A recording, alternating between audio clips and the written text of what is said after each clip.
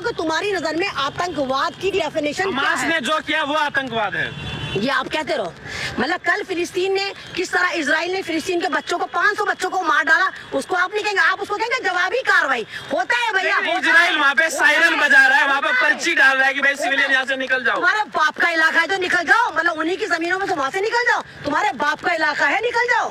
खाली कर दो। क्यों निकल जाओ? तुम्हारे बाप का इलाका में भूखे नंगो कुत्तों तुम्हारे पास टुकड़ा नहीं था। 1935 के इन भिखारियों की तस्वीरें देखो और जाके देखो कि फ्रांस में, जर्मनी में इनका किस तरह नरसंहार करा था हिटलर ने। भूल गए वो तस्वीरें? तुम तो वो लोगों गद्दार, तुम्हारी जो मदद करता तुम उसको खा जाते हो। अरे गद्दारो, तुम तो अपने खुदा के ना हुए। अरे गद्दारो, तुम तो अपने पैगंबर के ना हुए।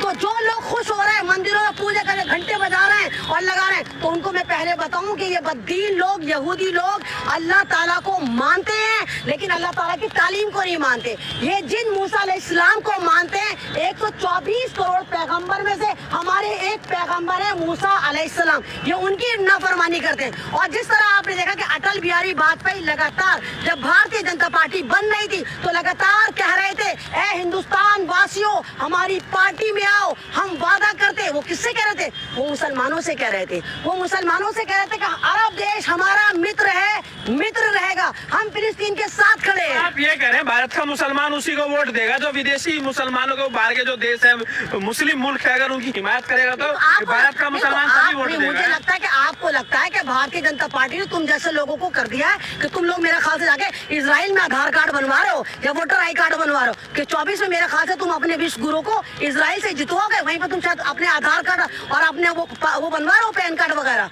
तुम पागल हो गए हो क्या? मतलब आप ही देखे कि मतलब क्या है।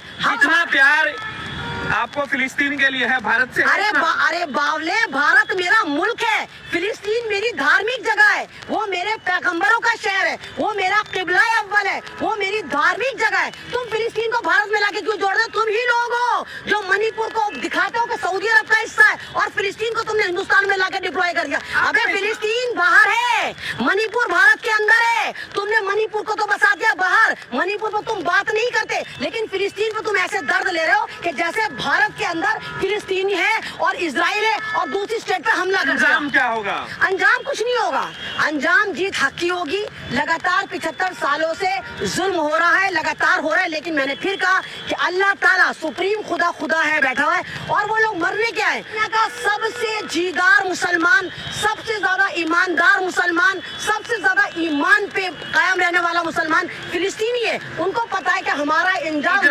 इजराइल ने लेबनान पे भी हमला कर दिया, तो उसको आतंकवाद नहीं कहोगे? आपने तो आपके मुंह से तो नहीं फूटा कि आतंकी इजराइल ने लेबनान पे हमला कर दिया? क्यों नहीं कहा? लेबनान का जो हिजबुल्लाह ग्रुप है वो पहले से ही वहाँ पे तान के खड़ा है, वहाँ पे तान के खड़ा रहने पे मैं यहाँ पे तान पकड़े तो मेरे पे हमला कर दोगे? मतलब कोई भी खड़ा होगा हमला कर दोगे? यानी आतंकी मुल्क को, इजराइल को सोशल मीडिया के साथ, स्ट्रीम चैनल के साथ पूरे भारत के लोग बचाने पे तुले हुए। अब तो मोदी जी ने भी अपना स्टेटमेंट चेंज कर लिया। मोदी जी को याद आ गया कि रशिया से उन्होंने युद्ध रुकवाया था, उनको याद आ गया कि उनके प्रधानमंत्री अटल बिहारी वाजपेयी जिनके साथ हम खड़े, हम आतंक के साथ नहीं खड़े, हम अपने देश के साबिक प्रधानमंत्री अटल बिहारी वाजपेयी के साथ खड़े, जिन्होंने कहा था आई सपोर्ट फिलिस्तीन। अगर आपको इतना प्यार बीजेपी से है, अटल बिहारी वाजपेयी से है, मोदी जी भी तो कह रहे हैं हम इजराइल के साथ हैं। नहीं तो क्यों गिरगिट हो?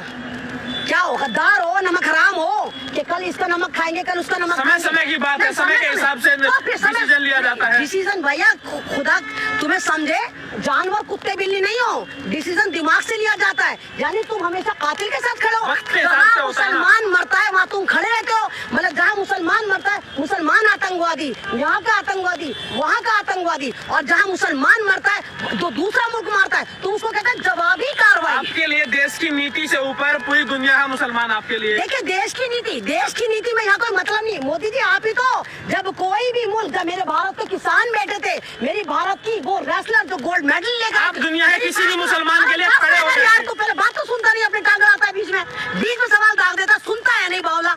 जब हमारी पहलवान बैठी थी गोल्ड मेडल लेकर आई थी, तो जब अमेरिका से और दूसरे मुल्क से ट्यूट हो रहे थे तो मोदी जी ने कहा था यह हमारा आंतरिक मामला है। जब तुम्हारे मामले में कोई बोले, तुम जब जुल्म करो, कोई बोले पहलवानों पे बोले, एनआरसी पे बोले, किसानों पे बोले, तो तुम्हारा आंतरिक मामला हो जाता है। लेकिन जब दूसरे मुल्क में युद्ध होता है तुम कूद के जालिमों का साथ देते, क्योंकि तुम्हें लगता है कि वहाँ मुसलमान मर रहे हैं। तो मोदी जी अपना ज्ञान दुरुस्त करो, थोड़ा पढ़ो। तुम्हारे आधार कार्ड, तुम्हारे वोटर आई कार्ड कितने को इजराइल से ना बनने मोदी जी। एमन रिजवी दुनिया के किसी भी मुसलमान का समर्थन करेगी मोदी का विरोध करने के लिए। क्यों भाई, यानी कि मोदी जी हिंदुस्तान के मुसलमानों को नीचा दिखाने के लिए दुनिया के हर मुसलमान को नीचा दिखाएंगे? ये तो आप मोदी जी से सवाल करो कि हिंदुस्तान में मुसलमान पिटेगा, जीतेगा, वहाँ लिंचिंग होगी, उनको मारने के नारे लगा दिए जाएंगे, और दुनिया में भी अगर कहीं मुसलमान पिटेगा तो मोदी जी मारने वाले के साथ खड़े होंगे। अब तक की क्या स्थिति आपको नजर आ रही है? आपको लग रहा है